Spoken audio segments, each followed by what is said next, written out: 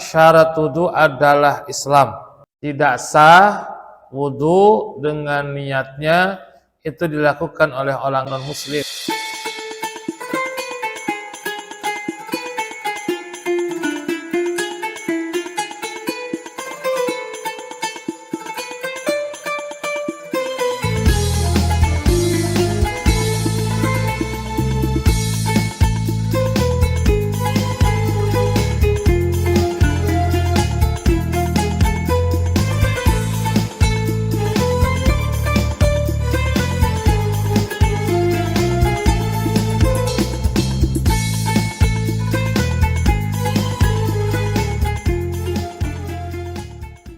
Bismillahirrahmanirrahim. Assalamualaikum warahmatullahi wabarakatuh.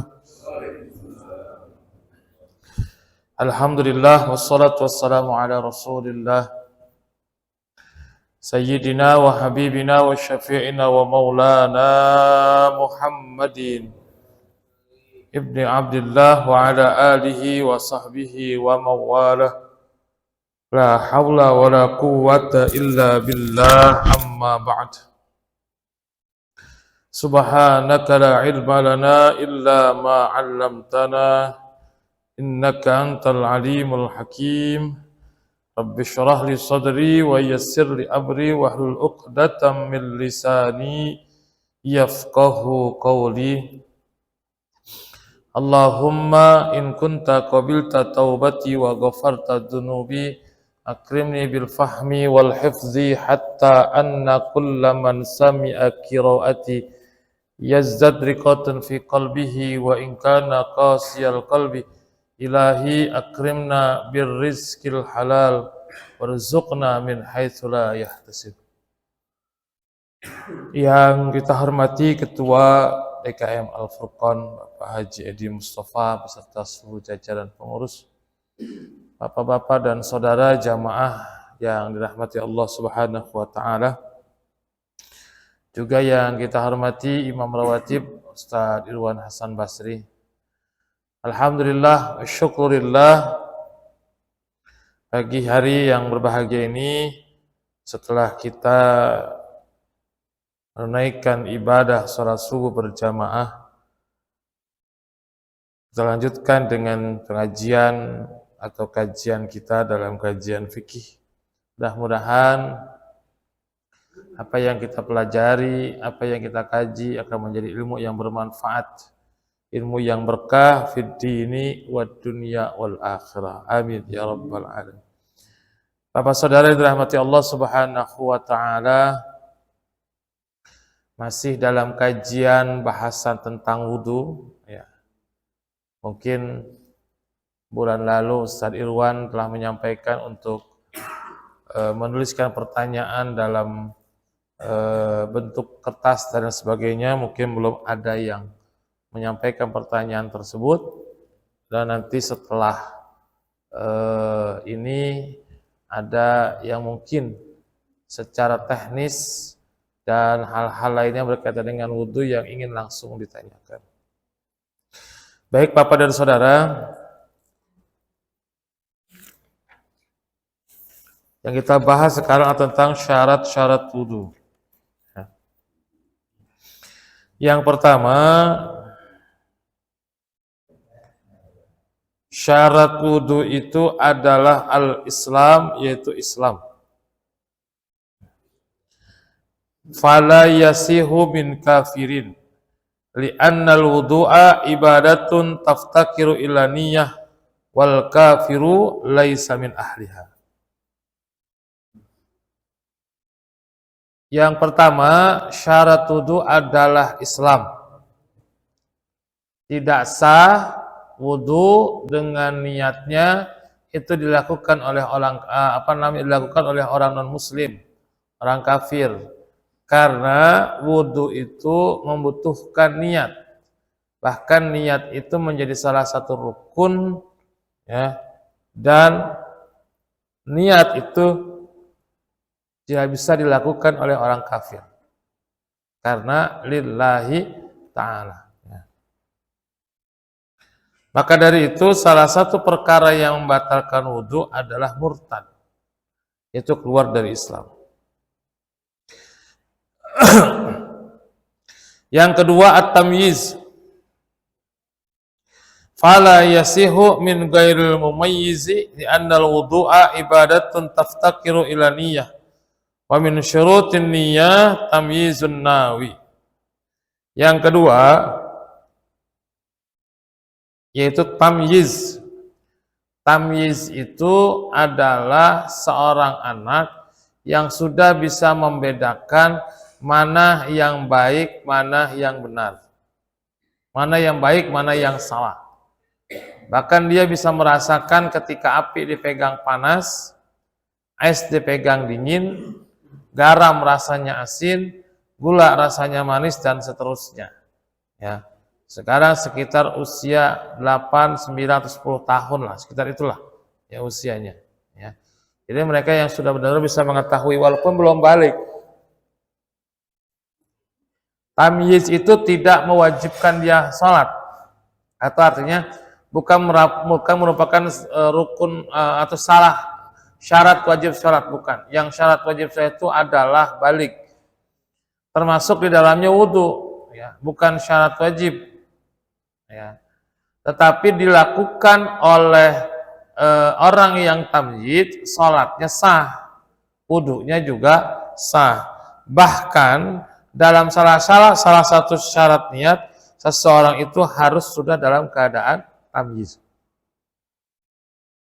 Jadi belum sampai batasan dia wajib untuk terkena mukallaf, terkena taklif beban kewajiban, tetapi diajarkan untuk bisa terbiasa. Seperti apa? Sholat, puasa, ya, 10 tahun, 11 tahun, kita ajarkan dia untuk berpuasa. Ketika sudah balik, diharapkan sudah terbiasa. Ya. Kemudian yang ketiga, an-naqa'u anil haidi wan nifas. Suci dari haid dan nifas.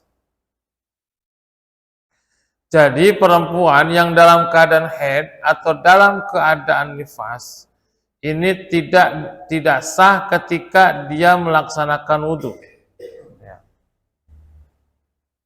Tidak sah wudhunya karena dalam keadaan nifas atau dalam keadaan haid. Sedangkan syarat seseorang berwudhu itu adalah dia sudah suci dari haid dan nifas. Kemudian yang keempat, an-naqa'u amma yamna'u usulal ma'il al-bashar. Bihaitsu la yakunu hunaka yabda'u usulal ma'il al-bashar. Fayazibu izalatu ma tahtal adhafir minal ausakh. Ya. Yang keempat, suci dari sesuatu yang mencegah sampainya air ke kulit. Jadi ketika kita akan berwudu, kita periksa anggota wudu kita, muka, tangan, kemudian rambut dan kulit kepala, kemudian kedua kaki. Apakah di situ ada sesuatu yang menghalangi sampainya air ke kulit? Seperti apa? Cat, minyak, apalagi, ya. Kalau perempuan ada kutek gitu ya. Termasuk bisa jadi make up. Ya. Bagi perempuan yang make up-nya tidak menyerap air. Bahkan kalau misalkan make up-nya juga bisa merubah air, itu juga sama, tidak sah wudunya. Ya. Yang gampang mah laki, jarang pakai make up kok laki mah. Padahal pakai minyak rambut doang. Ya sama. Apabila minyak rambutnya itu menutupi mengenai seluruh rambutnya, kemudian dia tidak bisa sampainya air ke rambut, sama. Berarti minyak rambut juga menghalangi sampainya air ke kulit. Termasuk di dalamnya adalah fayajibu izalatu ma tahtal adhafiri minal ausakh. Maka wajib membuang, menghilangkan kotoran-kotoran di balik kuku-kukunya. Nih, kuku-kuku kita nih Pak, kalau mau sholat, kalau mau wudhu, bersihin dulu, takutnya ada kotoran. Kalau banyak kotoran di kuku-kuku kita, bisa menyebabkan wudhu kita nggak sah. Kenapa? Ada sesuatu yang masih menghalangi sampainya air kepada kulit.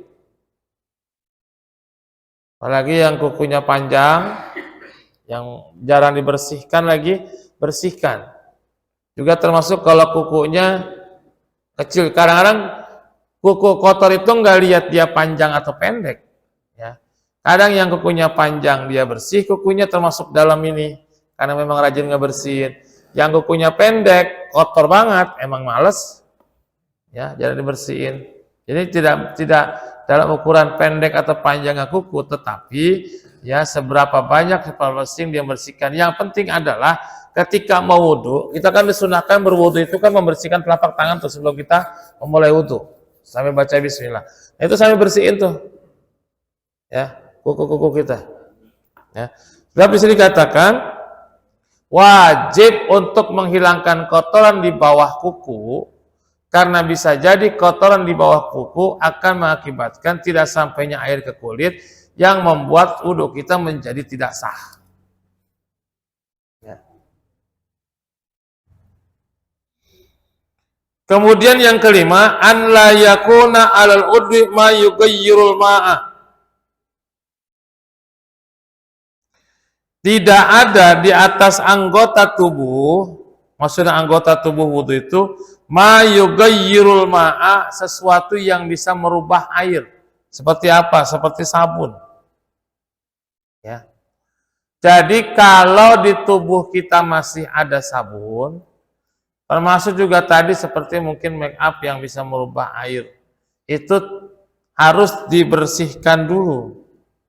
Jangan ketika di tubuh kita masih ada sabun, habis cuci tangan masih ada sabun, lalu kita berwudu, lalu air kena sabun kan jadi berubah. Yang tadinya suci mensucikan menjadi suci tidak mensucikan. Kenapa? Karena bercampur dengan sabun. Salah satu air yang membuat dia suci tidak mensucikan adalah air yang bercampur dengan sesuatu yang suci. Sehingga airnya suci tapi tidak bisa untuk mensucikan. Dan air yang bercampur dengan sabun adalah air suci yang tidak mensucikan, karena tadi bercampur dengan sesuatu yang suci. Ya. Nah makanya dalam tubuh kita jangan sampai ada sesuatu yang bisa mencampurkan air itu menjadi tidak mensucikan. Seperti apa? Seperti air sabun. Ya. Kemudian yang 6, al-ilmu bi fardiyatiha, mengetahui dengan hukumnya wudhu itu adalah fardu, wajib dilakukan. Ya. Jadi bahwa wudhu ini adalah bagian dari kita mempersiapkan ibadah. Ya. Jadi sholat itu kalau mau sholat ya wudhu dulu. Karena sholat tidak sah jika dia yang masih sholat masih dalam keadaan berhadas. Maka salah satu cara bersuci dari berhadas adalah berwudu. Gitu. Ya.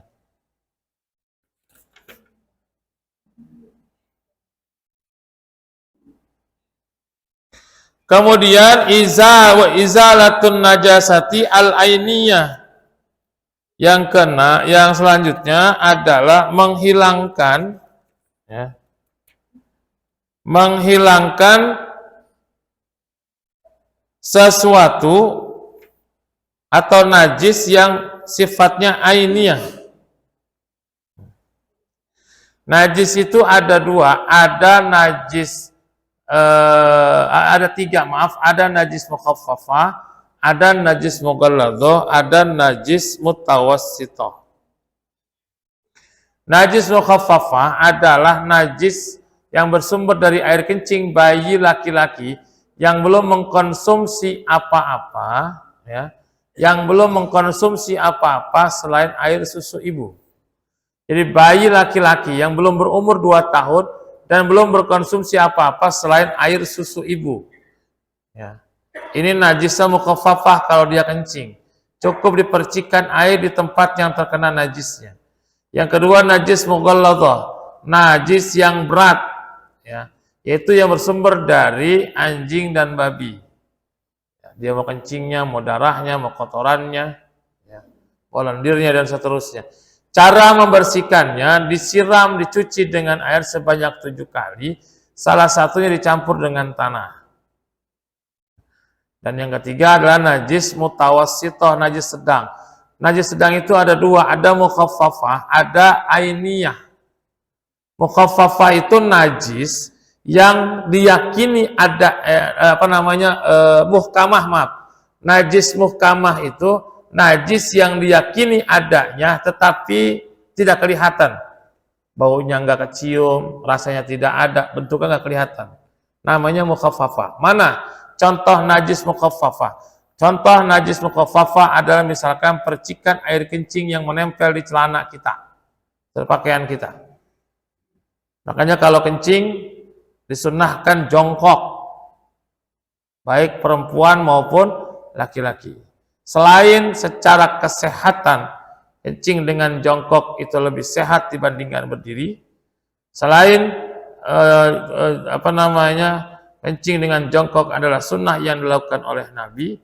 Kencing dengan jongkok juga agar kita terhindar dari percikan air kencing yang bisa mengenai celana kita, yang mengakibatkan nanti sholat kita menjadi tidak sah. Kalau kencing berdiri biasanya, ya, percikan-percikan air kencingnya bisa lebih besar potensinya untuk mengenai celana kita. Makanya bagi laki-laki, terutama perempuan, kalau mau kencing, jongkok, jangan berdiri. Khawatir percikan air kencingnya mengenai celananya, ini disebut dengan najis mukhaffafah.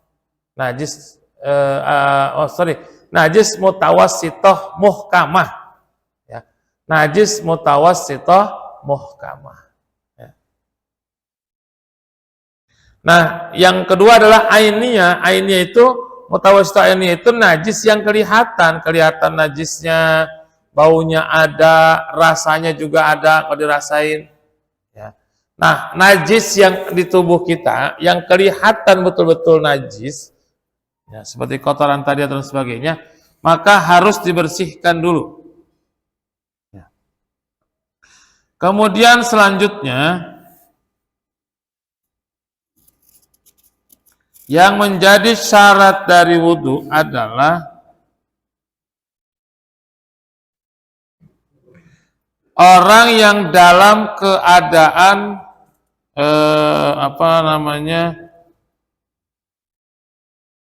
orang dalam keadaan sulusul baul, ya, maka harus sudah masuk waktu sholat dan berturut-turut. Jadi gini, terkadang ada orang yang punya penyakit disebut dengan daimul hadas. Ya. Daimul hadas itu adalah orang yang senantiasa berada dalam keadaan berhadas. Bahkan hadas dia berhadas terjadi tanpa diinginkan. Apa contohnya? Beser. Seseorang punya penyakit beser, ya, klepnya udah rusak, ya, nggak pakai kebelet lagi, bahkan dia pakai popok dewasa. Ya, jadi air kencing itu selalu keluar saja tanpa kita merasakan kebelet atau enggak. Itu disebut dengan daimul hadas atau sulusul baul, yang terus-menerus kencing, dan itu termasuk adalah daimul hadas. Ada juga bagi perempuan yang istihadhah, darah istihadhah yang keluar dari kemaluan perempuan, yaitu darah yang keluar di luar siklus haid dan di luar siklus nifas. Disebutkan darah istihadhah. Darah istihadhah itu darah penyakit. Walaupun keluar darah istihadhah di kemaluan wanita, wanita tetap terkena taklif untuk melaksanakan kewajiban. Dia tetap wajib sholat, dia tetap wajib puasa. Termasuk di dalamnya, dia boleh untuk melaksanakan wudhu, tapi dengan catatan. Ya. Orang yang daimul hadas, dia tetap wajib sholat, dia tetap wajib wudhu dengan catatan. Berbeda dengan orang yang normal biasa. Orang yang daimul hadas, wudhunya syaratnya yang pertama sudah masuk waktu. Mau sholat subuh, berarti wudhunya setelah azan subuh berkumandang. Mau sholat zuhur, berarti wudhunya, ya, berarti wudhunya itu adalah ketika sudah masuk waktu zuhur. Mau sholat asar pun demikian. Tidak sah wudhunya bagi orang yang daimul hadas, orang yang sulusul baul, waktunya belum masuk udah wudhu.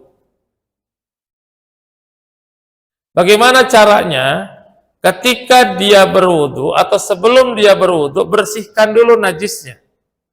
Wanita yang istihadah, bersihkan dulu kelaminnya dari darah istihadah. Ganti popoknya, misalkan popok dewasa. Orang yang sulusul baul, dia cebok dulu. Ya.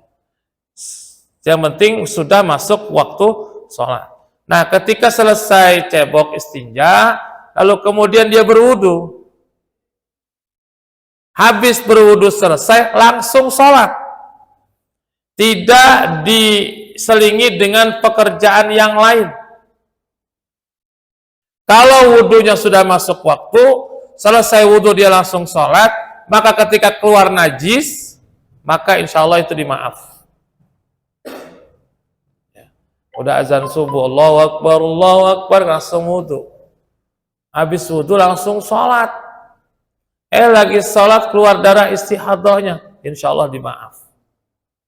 Karena keluarnya darah atau najis ini di luar kekuasaan manusia. Atau yang udah biasa kencing, udah habis bersihin, kemudian dia wudhu, dia langsung sholat, di tengah sholat airnya keluar kencingnya. Emang gak kerasa, gak kebelet lagi. Insya Allah dimaaf. Yang penting syaratnya terpenuhi tadi. Sudah masuk waktu sholat, lalu kemudian dia berturut-turut antara wudhu dan sholat dia lakukan secara beruntun, ya, beruntun itu berarti tidak diselingi dengan pekerjaan yang lain. Nah, kemudian nawaqidul wudhu, sebab-sebab yang membatalkan wudhu atau nawaqidul wudhu, perkara-perkara yang membatalkan wudhu. Ya. Apa saja? Yang pertama, al-khariju min ahadis sabilaini, yaitu keluarnya sesuatu dari salah satu dua jalan, kecuali air mani. Jadi yang pertama, ya, bahwa yang membatalkan wudhu adalah keluarnya dari salah satu dua jalan atau dua-duanya. Apa yang dimaksud dengan sabilaini? Yang dimaksud dengan sabilain, dua jalan itu adalah jalan depan, jalan belakang. Jalan depan dari kemaluan kita, jalan belakang dari anus kita atau dubur. Apapun yang keluar dari kedua lubang itu membatalkan wudhu kecuali air mani. Ini menurut mazhab Syafi'i. Ya. Jadi mani itu adalah sesuatu yang suci, bukan najis. Dan keluar air mani tidak membatalkan wudhu, tapi mewajibkan mandi. Jadi apapun yang keluar dari dua tempat tersebut membatalkan wudhu. Setidaknya kalau dari kemaluan kita, ada beberapa macam air yang keluar. Yang pertama tentu air kencing, ketahuan dah kalau air kencing mah. Bau pesingnya juga kelihatan, kerasa. Yang kedua ada yang namanya mani. Air mani itu sesuatu yang keluar dari kemaluan dengan cara memuncrat, Pak. Mohon maaf saya menyampaikan ini demi sebuah perbedaan antara mani, mazi dan wadi nantinya.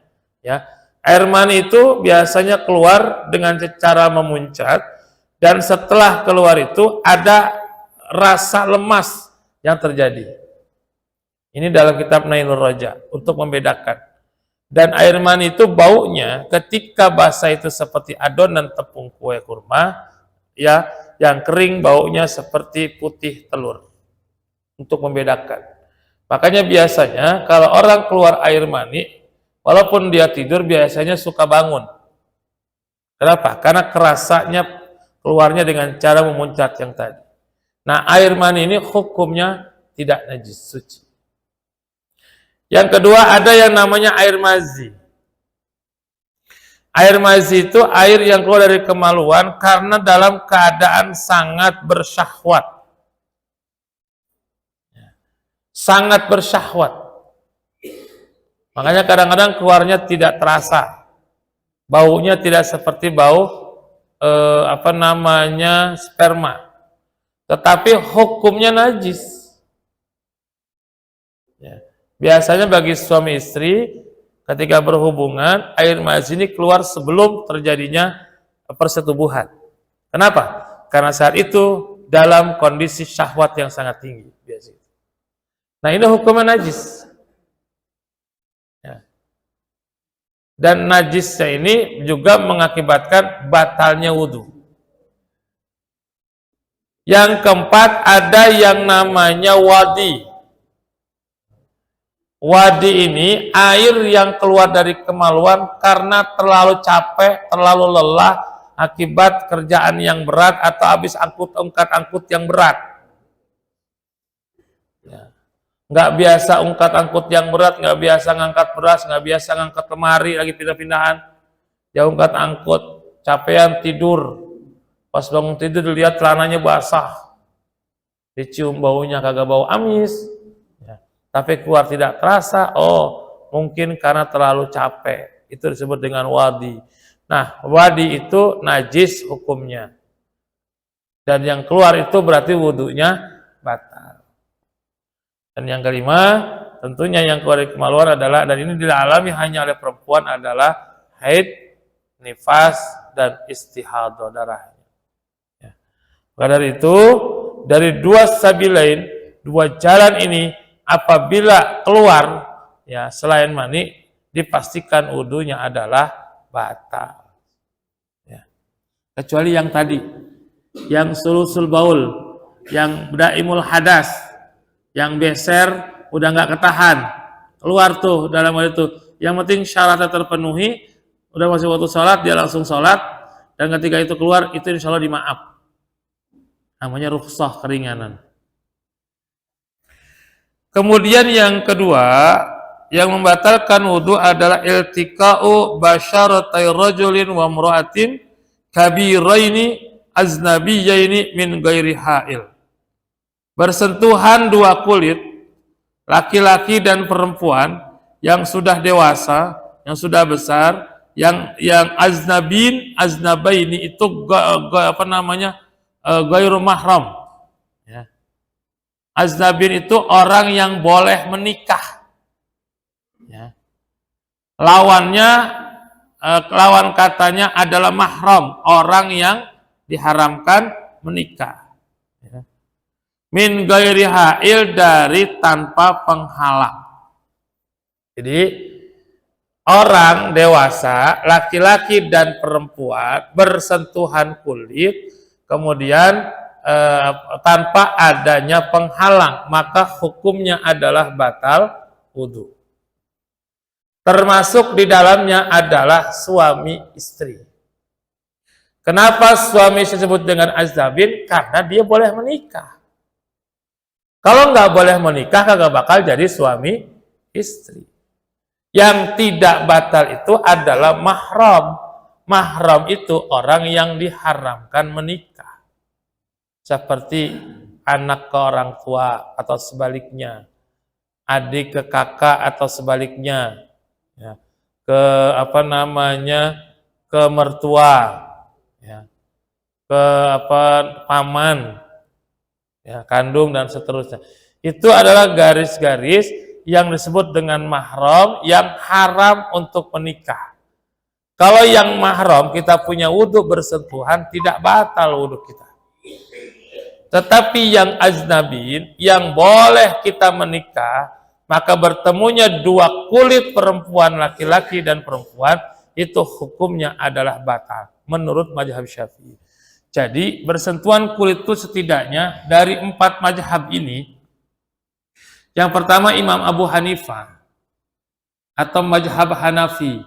Mazhab Hanafi berpendapat bahwa bersentuhan kulit laki-laki dan perempuan, baik ada nafsu, ada syahwat ataupun tidak, bersentuhan kulitnya tidak membatalkan wudunya. Tidak membatalkan wudu.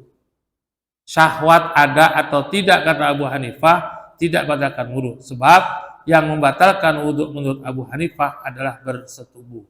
Aula mastumun nisa, ayat ini dimaknai oleh Abu Hanifah sebagai bersetubuh dengan istri.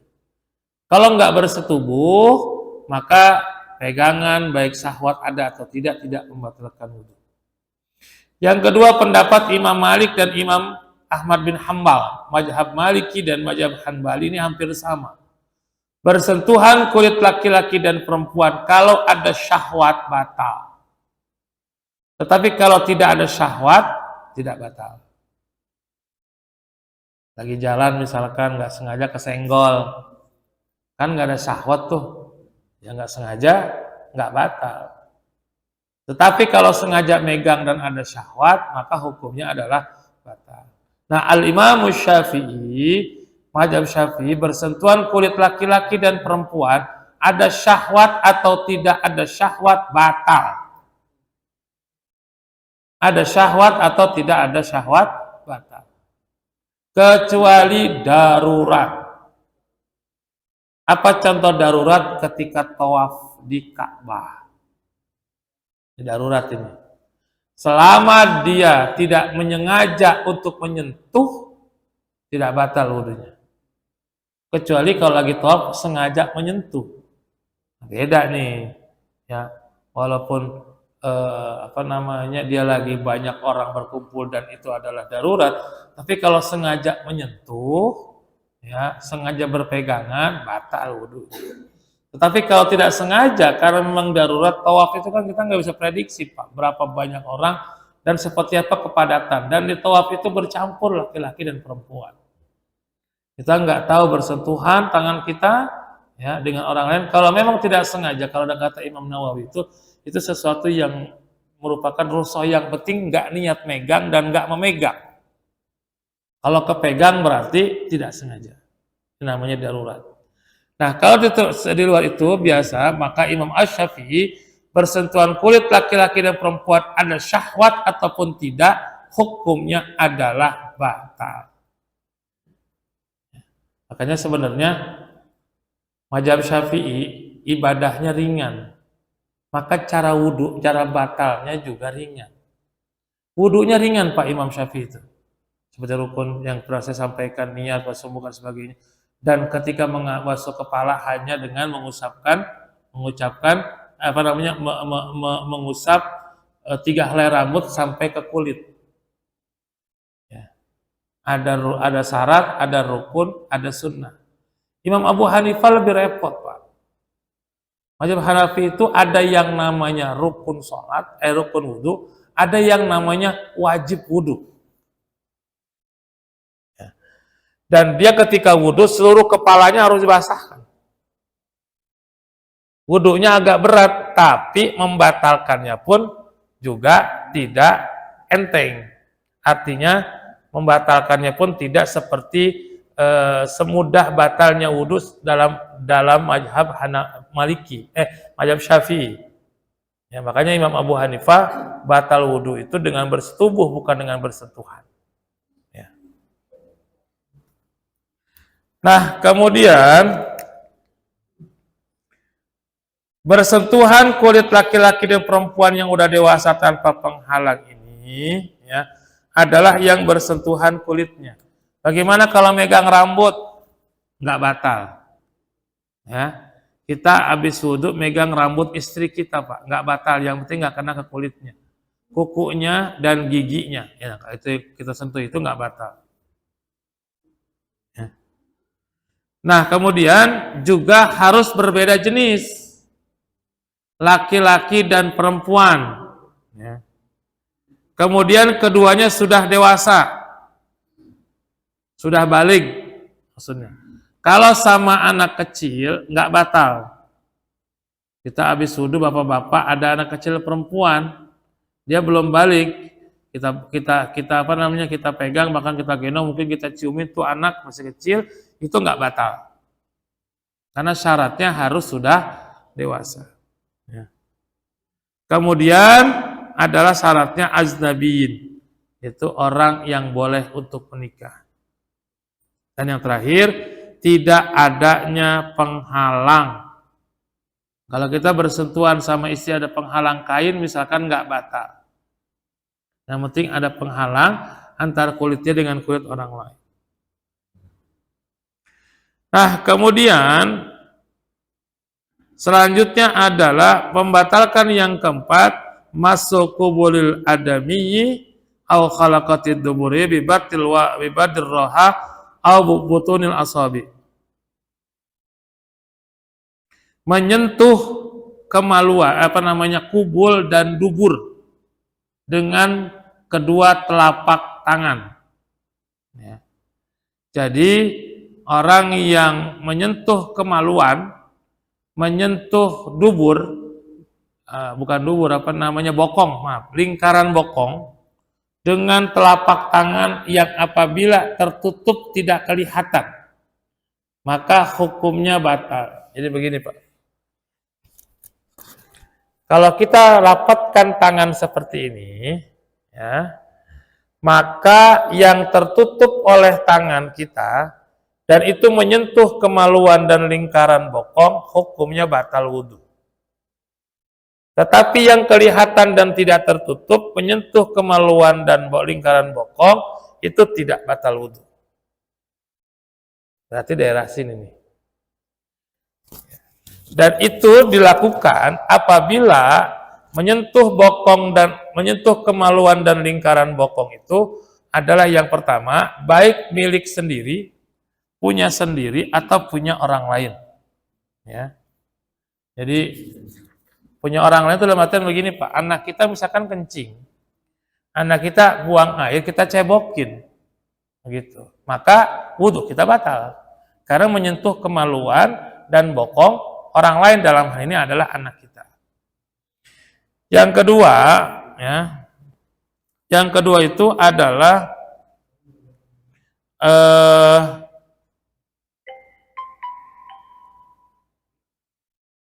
tidak disyaratkan dalam menyentuh kemaluan dan lingkaran bokong ini berbeda jenis.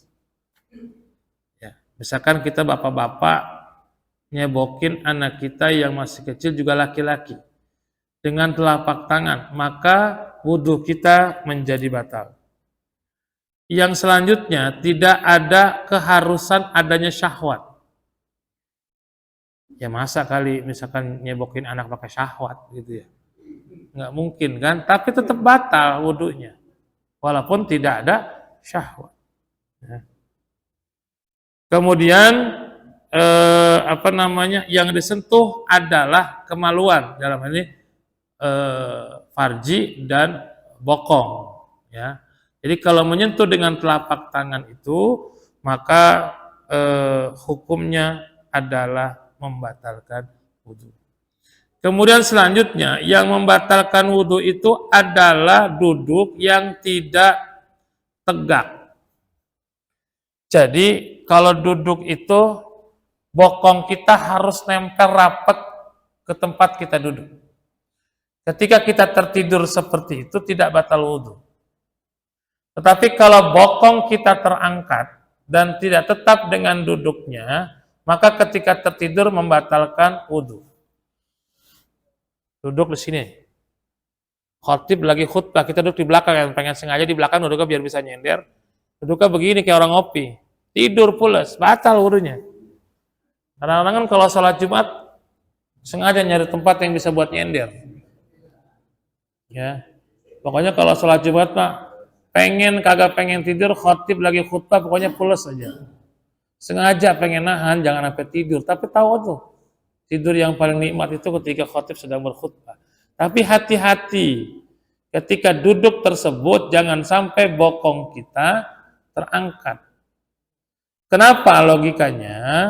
Karena ketika bokong kita rapat dengan tempat duduk kita, kalau misalkan kentut, pasti kerasa. Ya. Kalau kentut pasti kerasa. Ya. Tapi kalau bokong kita diangkat, ya mungkin kalau kerasa kentut yang keluarga gede, tapi kalau keluarga yang kecil mungkin nggak kerasa. Makanya orang yang tidak batal wudhu itu adalah orang yang duduknya jejak. Ya. Kemudian yang membatalkan wudhu juga adalah hilang akal dan kesadaran. Baik karena pingsan, ayan. Ya. Pingsan ini dia, batal wudhunya tuh. Ya. Hilang kesadaran. Ya. Jadi seseorang yang hilang kesadaran, di perjalanan terakhir, batalnya wudhu karena murtad atau keluar dari Islam. Nah ini yang menjadi bagian-bagian dari syarat dan sunnah-sunnah hal-hal yang membatalkan wudhu. Mudah-mudahan ada manfaatnya. Al-Fatihah. A'udzubillahi minasyaitonirrajim. Bismillahirrahmanirrahim. Alhamdulillahi rabbil alamin arrahmanir rahim maliki yaumiddin. Iyyaka na'budu wa iyyaka nasta'in. Ihdinas siratal mustaqim. Siratal ladzina an'amta 'alaihim المغضوب عليهم ولا الضالين آمين واعف عنا يا كريم اللهم بحق الفاتحة وسر الفاتحة وبركة الفاتحة وعظمة الفاتحة يا فرج الهم يا كاشف الغم يا من يغفر ويرحم اللهم اجعلنا واجعل أولادنا وطلابنا وأهلنا وذريتنا من أهل العلم والقرآن والخير ولا تجعلنا وإياهم من الجهل والفقر والشر والضير إنك على كل شيء قدير لهم فيها سبحانك اللهم وتحيتهم فيها سلام آخر دعواهم أن الحمد لله رب العالمين سبحانك اللهم وبحمدك أشهد أن لا إله إلا أنت أستغفرك وأتوب إليك والمعاف lahir batin wallahul muwaffiq ila aqwamit thoriq wa lakum minkum wassalamu alaikum warahmatullahi wabarakatuh.